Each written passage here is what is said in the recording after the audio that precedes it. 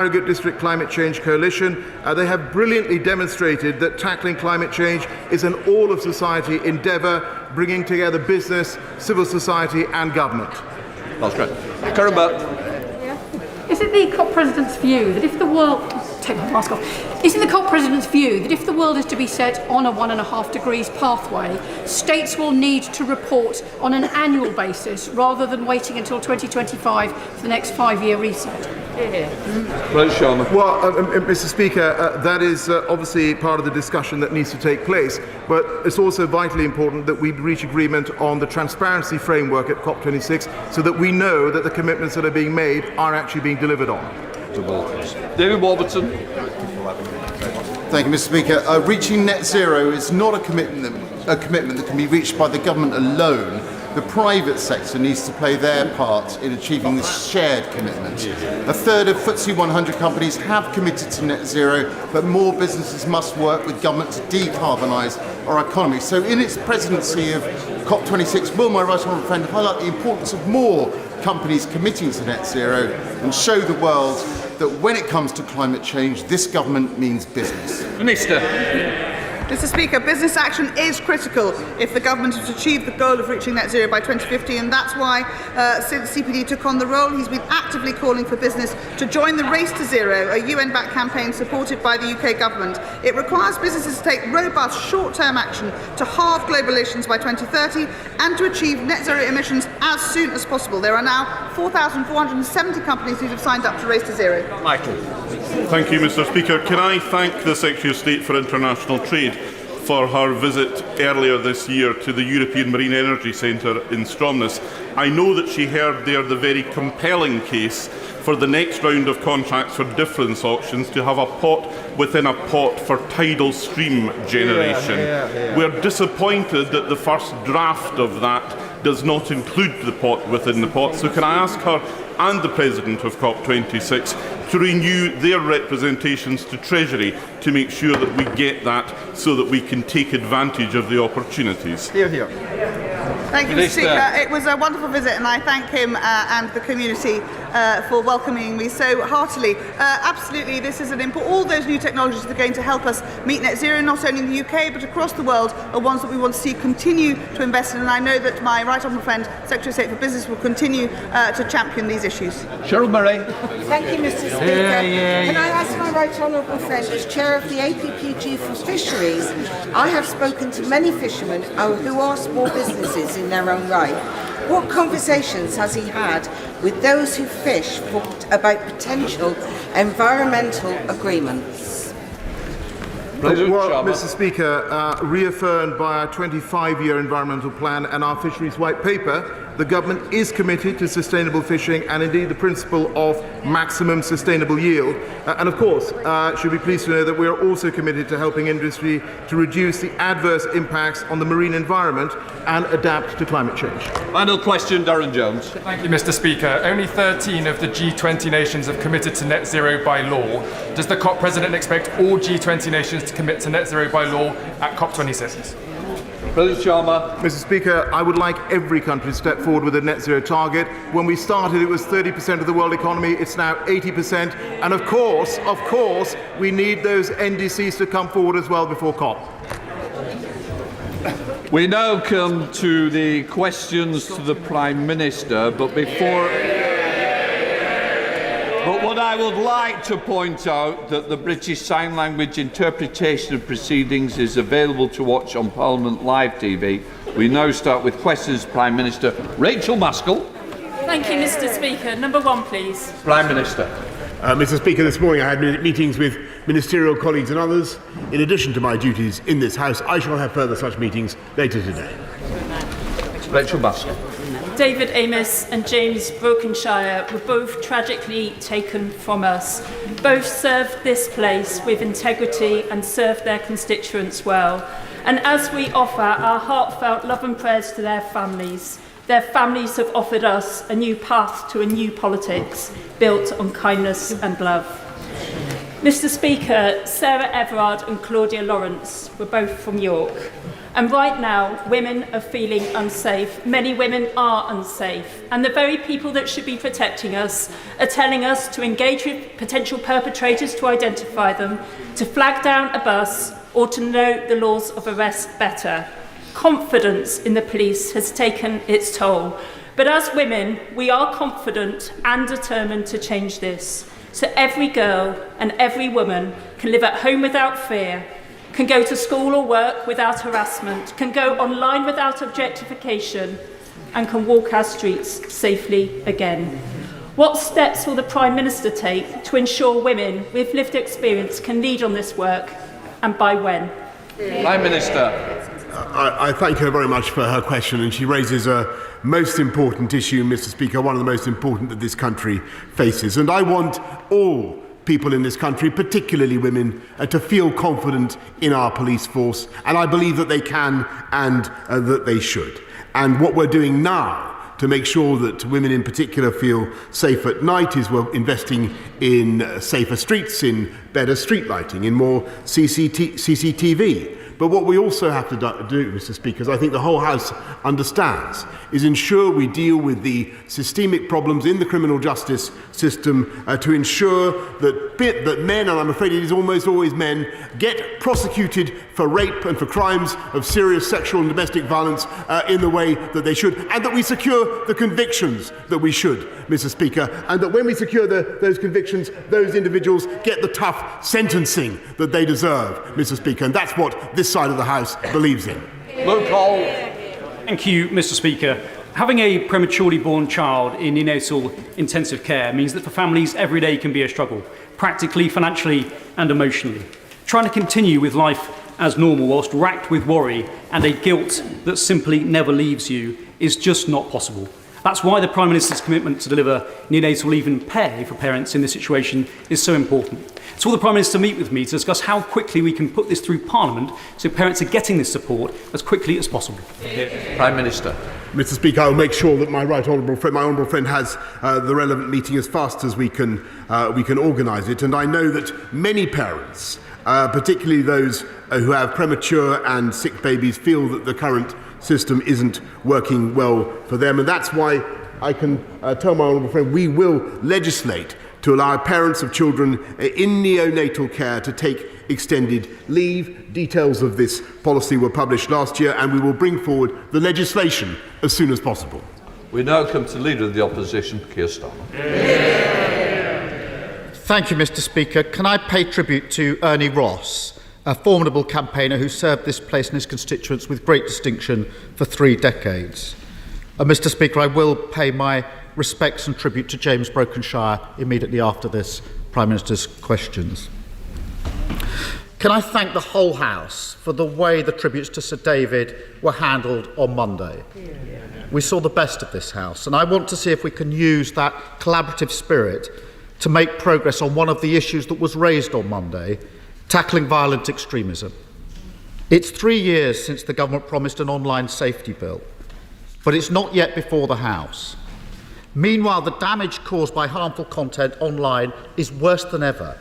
Dangerous algorithms on Facebook and Instagram and Hope Not Hate have shown me an example of violent Islamism and far-right propaganda on TikTok. What I was shown has been reported to the moderators, but it stayed online because apparently it didn't contravene the guidelines. I have to say I find that hard to believe. So will the Prime Minister build on the desire shown by this House on Monday to get things done and commit to bring forward the second reading of the online safety bill by the end of this calendar year? If he does, we'll support it. Prime Minister.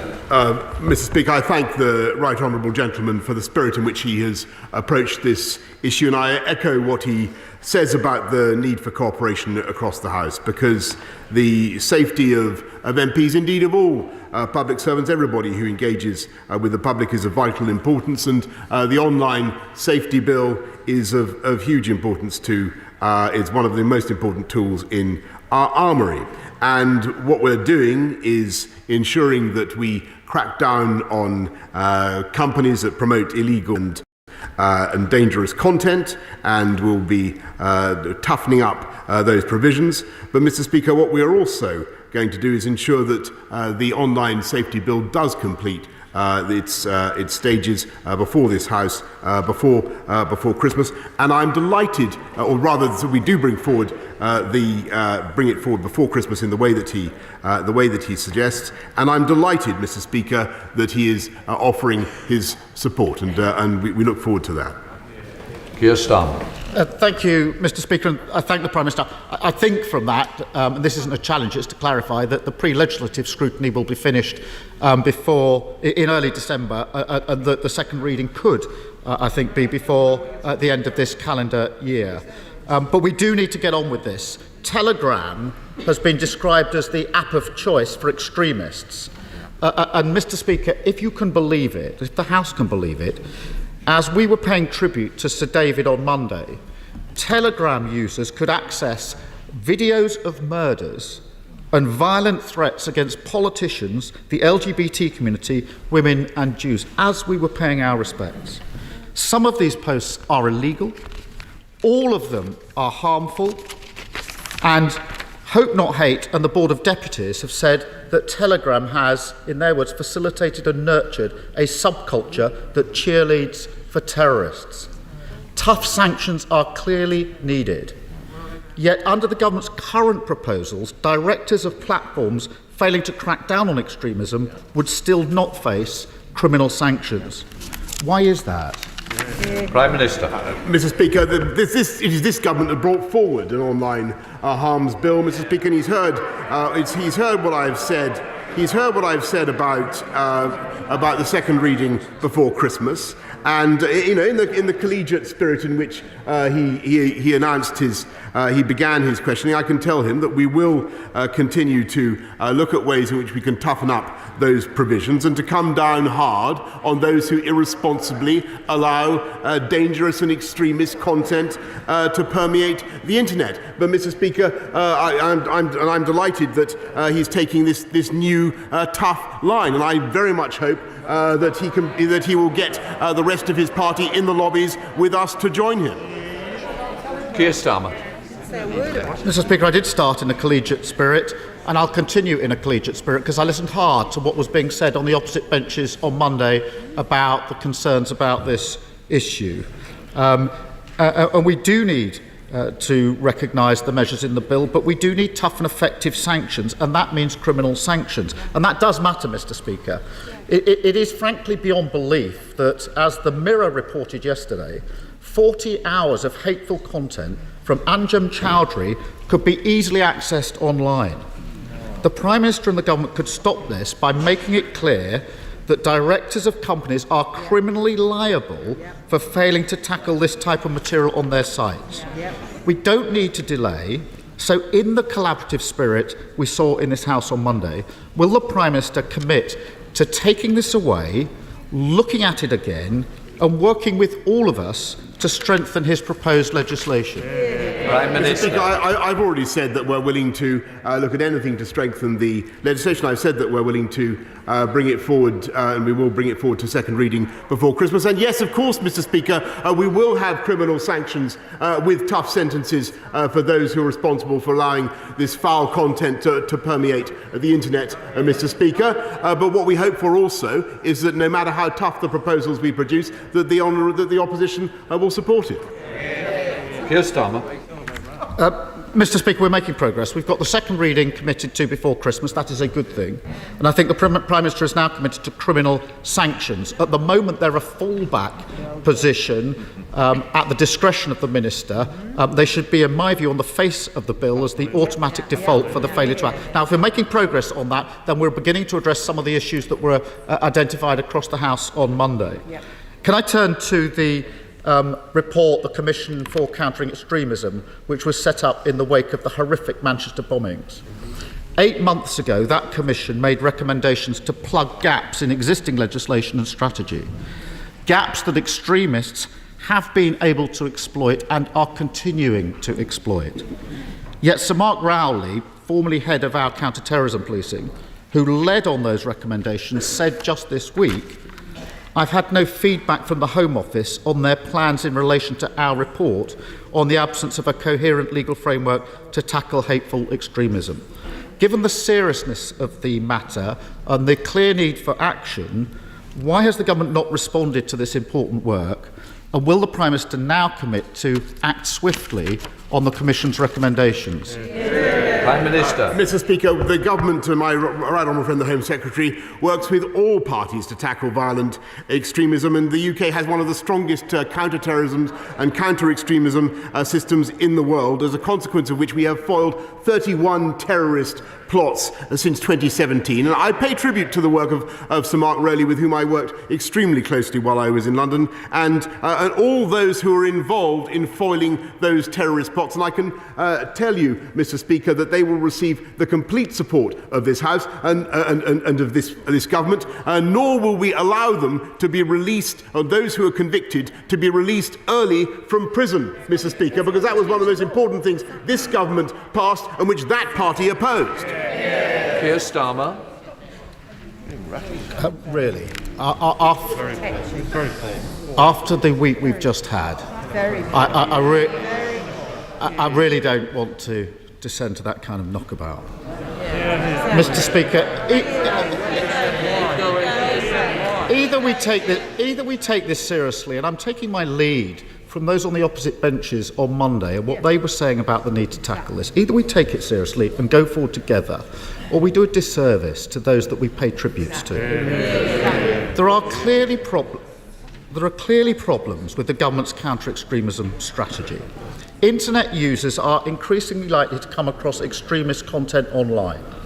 The government's own independent reviewer has said that there is no evidence that the government's key de-radicalisation programme is effective. That's the government's independent reviewer saying that. And we've seen a spate of lone attack killings with the perpetrator invariably radicalised online. We all want to stop this across this House, but at the moment things are getting worse, not better. So what urgent plans does the Prime Minister have to fix these glaring problems? Prime Minister. Well, Mr. Speaker, I'm all in favour of a collegiate and cooperative approach, and then in which case I think it would be a fine thing if the opposition would withdraw their opposition to our measures to stop the early release of serious extremist and violent offenders. That's all I'm trying to say. In a collegiate approach, and I'm sure that is what the people of this country would wish to see. But we will continue to do everything that we can to strengthen our counter-terrorism operation and to support all those who are involved in keeping us safe. And obviously it is too early to draw any particular conclusions from the appalling killing of our colleague, but we will draw all relevant conclusions from that investigation. Keir Starmer. Thank you, Mr. Speaker. The inescapable desire of this House on Monday to finally clamp down on the extremism, the hate and the abuse that festers online is incredibly welcome. But closing down anonymous accounts would not have prevented the murder of Joe Cox, nor of PC Keith Palmer, and although we don't know the full circumstances surrounding his death, nor would it have saved Sir David. If we're to get serious about stopping violent attacks, we need to stop online spaces being safe spaces for terrorists. We need to ensure that unaccountable, arrogant social media companies take responsibility for their platforms. We need to end the delays, get on with the legislation and clean out the cesspit once and for all. Mr. Speaker, I've prosecuted terrorists and I've prosecuted extremists. I've worked with Sir Mark and others. Dozens of Labour MPs have worked hard on tackling social media companies on these issues. I started collegiately and I'll continue collegiately. We know what it takes, we can help. So will the Prime Minister now capture the spirit that we've seen this week and agree to work with us on a cross-party basis so we can tackle violent extremism and its enablers together? Prime Minister. Mr. Speaker, I'm delighted to join the right honourable gentleman in committing to tackling online harms together, to tackling violent extremism together, and that is what the government is doing, and that's why we brought forward the online harms bill. That's why we're investing record sums in tackling counter-terrorism. But, Mr. Speaker, I must say that what I think the whole country and the whole House would certainly want to see, in addition, if I can say this to the right honourable gentleman in a collegiate spirit, in addition, is a commitment by the Labour Party in future to support measures and not to allow the early release of those terrorists and those who are convicted of those offences from prison. And if we could hear that from the Labour Party, I think it would be a fine thing. Crispin Blunt. Mr. Speaker, knowing my right honourable friend's commitment to UK bioscience and his understanding of the exciting potential for improving mental health treatments for conditions such as depression, trauma and addiction, will he cut through the current barriers to research into psilocybin and similar compounds so the British public receive, and British science research and British pharmaceutical companies enable the potential treatments into these most debilitating conditions to be delivered at the earliest possible opportunity? Prime Minister. I thank my honourable friend, I know, who has a very active interest in this area. What I can say to him is that we will consider the Advisory Council on the Misuse of Drugs' recent advice on reducing barriers to research with controlled drugs such as the one he describes, and we'll be getting back to him as soon as possible. We now come to the Leader of the SNP, Ian Blackford. Thank you, Mr. Speaker, and can I join with the Leader of the Opposition in sending condolences to the family of Ernie Ross. Mr. Speaker, in 11 short days, world leaders will gather in Glasgow for COP26. This is our best chance, and very likely our last chance, to confront the climate emergency faced by our planet. That is why it was such a devastating blow that on the eve of COP26, this UK government rejected the Scottish cluster's bid to gain Track 1 status for carbon capture storage. Today's Press and Journal have said there is no valid reason and no acceptable excuse for this decision, and have called for a U-turn on this colossal mistake immediately. We know this decision wasn't made on technical or logical grounds. This devastating decision was purely political. Scotland's North East was promised this investment in 2014. It is a promise that has been broken time and time again. So, Mr. Speaker, will the Prime Minister finally live up to those promises, or are they simply not worth the Tory election leaflets that they are written on? Prime Minister. Mr. Speaker, we remain absolutely committed to helping industrial clusters to decarbonise across the whole of the country, and of course including Scotland. And I know that I know that there was disappointment about the Acorn bid in Aberdeen, and that's why it has been selected as a reserve cluster, Mr. Speaker. But there could be no more vivid testimony to this government's commitment to Scotland, or indeed to fighting climate change, that the whole world is about to come to Scotland, Mr. Speaker, to look at what Scotland is doing to help tackle climate change. And I congratulate the people of Scotland on their efforts. Ian Blackford. Mr. Speaker, people across Scotland are looking for answers today, and they're getting none. All they see is yet another Tory broken promise. It's bad enough that this UK government is holding back captured carter in Scotland, but across the board they are proving an active barrier to renewable energy opportunities. Tidal stream energy has the potential to generate 20% of UK generation capacity, exactly the same, Prime Minister, as nuclear. All this industry needs is a ring-fenced budget of £71 million, a drop in the ocean compared to the £23 billion that this government is throwing at the nuclear plant in Hickney. But the UK government are failing to give this support, threatening shovel-ready projects like Maygen in the north of Scotland. So at the very least today, Prime Minister, stand up and guarantee a ring-fenced budget for tidal stream energy and save this renewable industry from being lost overseas. Prime Minister. Well, Mr. Speaker, actually, I congratulate the right honourable gentleman on raising tidal energy. He's absolutely right. I've seen the amazing projects that are underway, and we're certainly we're looking at finance. We're putting huge sums, I think the House will acknowledge, into clean, green energy generation. And he's far too gloomy, Mr. Speaker, about the prospects of Acorn in Aberdeen. I think he needs to be seized with an unaccustomed spirit of optimism, because actually the Acorn project still has strong potential, and that's why it's been selected as a reserve cluster. And he should keep hope alive, Mr. Speaker, rather than spreading gloom in the way that he does. Thank you, Mr. Speaker. It's always a pleasure to follow the honourable gentleman and the new quiet man of British politics. Long may it continue. The weekend before last, I went to sea with the Brixham trawlers, and Brixham Fish Market is now turning over £1.4 million a week. They're looking forward to their share of the Levelling Up Fund, but they're also looking forward to the previously announced £100 million Fisheries and Seafood Scheme. When will we be seeing that Pillar 2 and 3 launch, and will the Prime Minister reaffirm his commitment to our coastal communities and our fishing sector? I thank my honourable friend for what he's doing for fishing and for the coastal communities and for Brixham in particular. I understand the fish market in Brixham was outstandingly successful the other day, and what we're going to do is make sure that we continue to support fishing and the seafood business across the country, and the scheme has approved funding in Brixham, in Salcombe and in Dartmouth, Mr. Speaker, and a further £100 million is being made available through the UK Seafood Fund to support our fisheries.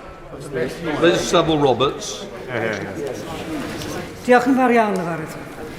If COP26 is to be successful, people must be at the heart of our net zero mission. For too long, the UK economy has left too many people behind, with wealth and investment hoarded in the southeast of England.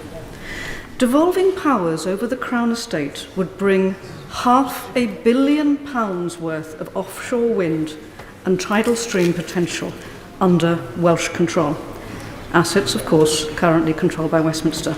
Scotland, meanwhile, already has these powers. Will he support my bill to devolve the management of the Crown Estate to Wales? Prime Minister. Mr. Speaker, as she already knows, the Crown Estate works closely with the Welsh Government and with natural resources in Wales, and I'm sorry to have to tell her that my view is that the Crown Estate in Wales, the devolution of the Crown Estate in Wales would fragment the market, complicate existing processes and make it more difficult for Wales as well as the whole of the UK to move forward to net zero. Brendan Clark-Smith. Thank you, Mr. Speaker. Delivering new homes is key to levelling up, as is putting that power in the hands of local people and making sure we build the right number in the right places. But my constituents, especially in Thievesdale and Ordsall, are concerned about over-intensive developments in our local plan. Will the Prime Minister confirm that the minimum housing requirement for Bassetlaw is 4,896 and not the 10,000 as claimed by the Labour-run council? Well, Mr. Speaker, I'm not surprised to say that my honourable friend is completely right, and this government is determined to give the people of this country the homes that they need. We're building record numbers of homes, but we owe it to our kinder, gentler politics, Mr. Speaker, to be accurate about what is going on in our constituencies. And this government does not set local housing targets. And I understand that the draft Bassetlaw local plan is subject to consultation. I would encourage him and his constituents to make their views known. Kirsten Oswald. Mr. Speaker, tomorrow at 2:50 p.m, my constituency will fall silent as we mark exactly 50 years since Scotland's largest peacetime explosion ripped through Clarkston Toll in East Renfrewshire. 10 shops were demolished by the ignition of gas which had escaped from a fractured gas main beneath the shops. A passing bus was caught up in the blast. 22 people died, mostly women, and over 100 were injured. Tomorrow, 50 years on, the community and families will come together for a memorial service. So will the Prime Minister join me in acknowledging the terrible losses that many families locally suffered and the continuing sorrow in the community, and in reflecting that the victims of the Clarkston disaster must never be forgotten? Prime Minister. Mr. Speaker, I thank the honourable lady for raising this anniversary, and she's right to commemorate the victims of the Clarkston disaster, and our thoughts and our condolences continue to be with the families of those who lost loved ones, and of course we must do everything in our power to make sure that no such tragedy is repeated. Robinson. Thank you, Mr. Speaker. the failings of Greater Manchester Police, which have led to it being placed in special measures, are well documented, including the failure to record 80,000 crimes in a single year, and those included domestic violence and sexual offences. But it's particularly important that the force addresses what a recent Manchester Evening News investigation called its culture of denial and secrecy. After the horrific murder of Sarah Everard, it's crucial that we tackle the cover-up culture. Will my right honourable friend, the Prime Minister, therefore join me in calling for Greater Manchester Police to urgently review its internal culture, and also will he consider reforming the law on whistleblowing so people in Greater Manchester Police and other organisations can speak up against wrongdoing in confidence? Prime Minister. Yes, Mr. Speaker, it's vital that people should have the confidence to speak up against wrongdoing wherever they find it, particularly, of course, in the police. I do believe that the people of Greater Manchester deserve better. I support and agree with what my honourable friend says. I would just say one thing, Mr. Speaker. It is the responsibility of the Mayor of Greater Manchester to ensure that the police force acts, not a point that I hope will be taken up on the benches opposite, to ensure that the police force acts swiftly and decisively to address the failures that his constituents are currently finding. Thank you, Mr. Speaker. I would like to join colleagues in paying tribute to the Honourable Member for Southend-on-Sea. He was a good friend and an esteemed parliamentarian. I also wish to pay tribute to the Right Honourable Member for Old Bexley and Sidcup. He served this House and country assiduously and will be missed by members across the House. Mr. Speaker, heating bills, food shocks and fuel costs are all rising at a staggering speed. This winter, millions of families on universal credit will be forced to choose between eating or heating. Given the crisis in living costs we are now facing, will the Prime Minister reconsider his scrapping of the universal credit uplift and reinstate the £20 a week lifeline he has just taken away? Mr. Speaker, what we're doing is ensuring that we keep costs of heating down with the price cap. We've increased the winter the warm homes allowance by £150 for 780,000 homes. And we've just given local councils another £500 million to help poorer families over the winter. But the most important thing that's happening, Mr. Speaker, in this country is that wages are going up. And there is a huge jobs boom now in this country, thanks to the policies that this government has pursued. Bob Blackman. Thank you, Mr. Speaker. I'm sure my right honourable friend would agree with me that homeless people should be assisted and not arrested. The review of the repeal of the Vagrancy Act 1824 has now been concluded. Does my right honourable friend agree with me, therefore, that it is now time that the amendments to the Police, Crime, Sentencing and Courts Bill, which are being considered in the other place, should be adopted so that we can consign the Vagrancy Act to the history books forever, but give the police the powers they need to combat trespass, aggressive begging and other antisocial behaviour? Mr. Speaker, my honourable friend is a passionate campaigner on this issue, and he's done a lot of good things in this area. No one should be criminalised simply for having nowhere to live, and I think the time has come to reconsider the Vagrancy Act, Mr. Speaker, but also to redouble our efforts to fight homelessness, as I think we've done successfully over the pandemic, but must continue to do. Gillian Fletcher. Thank you, Mr. Speaker. University Hospitals, Coventry and Warwickshire NHS Trust has dealt with more than 600 attacks on staff during the pandemic. To deter further attacks, staff in the hospital's A&E department are now wearing body cameras.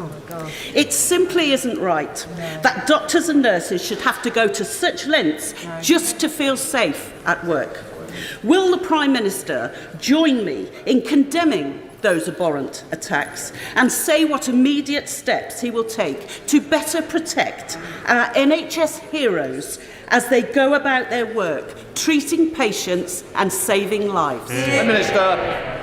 Mr. Speaker, I join the honourable lady opposite absolutely in condemning attacks on all public servants, and particularly on NHS staff who are trying to save people and help people in their lives. And what we've already done, is to toughen the sentences for those who assault or who harass public servants. We now come to Charlize Vowler, final question. Given the recent tragic circumstances, there has inevitably been a focus on the security of members and their staff. Mr. Speaker, one aspect that is often overlooked is the fact that it is our staff who are on the front line in receiving the abusive emails and correspondence, and they take the hostile phone calls. They are private citizens, simply trying to earn a living, to put food on the table and pay for their rent or their mortgage. Yet they are caught up in this vicious cycle of venom and abuse that is directed towards us. Would my right honourable friend, the Prime Minister, take this opportunity to acknowledge the fantastic work that our staff do and give them the credit that they so rightly deserve? Prime Minister. Mr. Speaker, I think that my right honourable friend spoke there for the entire House of Commons, because we all know that it is our staff, our caseworkers, our office managers who are so often in the front line, who have to deal with anger, with intemperate behaviour and with abuse, and they cope with it magnificently. We all know that the risks that they run in their daily lives, and indeed, Mr. Speaker, we've seen how some House of Commons staff have paid for their sacrifice, even with their lives. And Mr. Speaker, I thoroughly echo and support and concur with what my honourable friend has said. Order. I said on Monday that the House would have an opportunity to pay tribute and remember our friend and colleague James Brokenshire. I would like to do so by inviting members to join me in a minute's silence in memory of James. Can we all please stand?